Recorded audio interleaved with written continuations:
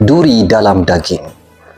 Bila sejarah Melaka berulang kembali, sejarah tidak pernah menipu, tetapi kita yang sering lupa untuk membacanya.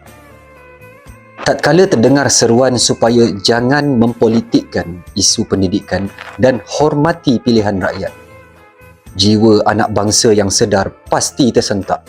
Ayatnya lunak, bunyinya seolah-olah demokratik, namun hakikatnya ia adalah racun yang disalut madu. Kenapa dalam bangsa yang berdaulat ini masih wujud naratif yang sanggup menggadaikan prinsip demi kelihatan terbuka? Persoalannya bukan tentang politik.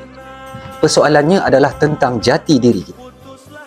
Reinkarnasi watak si Kitul dalam hikayat Melayu Melaka tidak roboh hanya kerana berdilan kapal Alfonso di Albuquerque. Melaka tersungkur menyembah bumi kerana wujudnya watak-watak gunting dalam lipatan.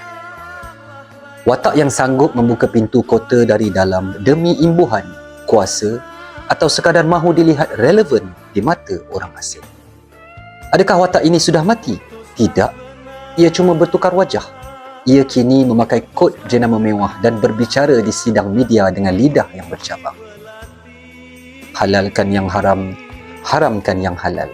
Apabila kita meminta supaya sistem pendidikan disatukan di bawah satu bumbung demi perpaduan, kita dituduh resis.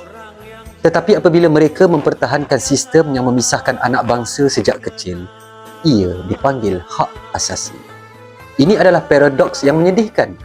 Mereka cuba membenarkan apa yang jelas bertentangan dengan falsafah pendidikan negara, semata-mata untuk menjaga hati sekelompok pihak yang memegang talian hayat kuasa mereka.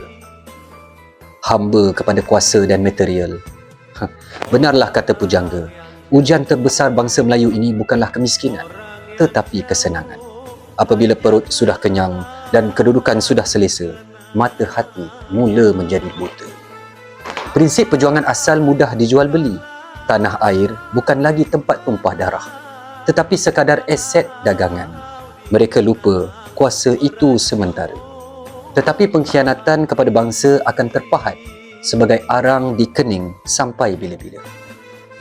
Kepada mereka yang berkenaan, janganlah kerana mahu menjadi jaguh di mata dunia luar, tuan sanggup menjadi petualang di tanah sendiri. Rakyat tidak bodoh.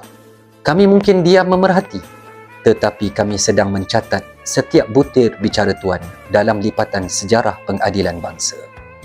Jangan sampai satu hari nanti, nama tuan disebut anak cucu bukan sebagai wira, tetapi sebagai punca hilangnya identiti sebuah negara bangsa. Ingatlah, darah jebat masih mengalir hangat.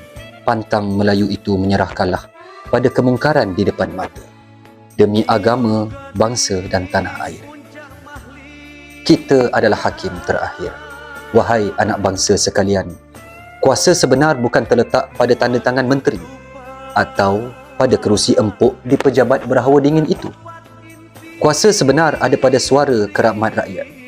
Jika mereka di atas sana pura-pura leka atau sengaja buat-buat lupa kerana mabuk di keselesaan, kitalah yang wajib menjadi halilintar yang menyejukkan mereka dari mimpi indah itu. Ingatkan mereka kembali bahawa kerusi itu hanyalah pinjaman, bahawa darjat itu datangnya dari mandat rakyat jelata. Kita tidak menuntut lebih. Kita cuma menuntut supaya amanah bangsa tidak dijaja semurah ini di pasaran terbuka. Bangkitlah, ajar mereka erti sebenar siapa tuan dan siapa hamba dalam demokrasi ini. Biar mereka tahu tuan tanah ini masih bernyawa dan kita tidak akan sesekali berganjak walau setapak. Kredit untuk Nazar.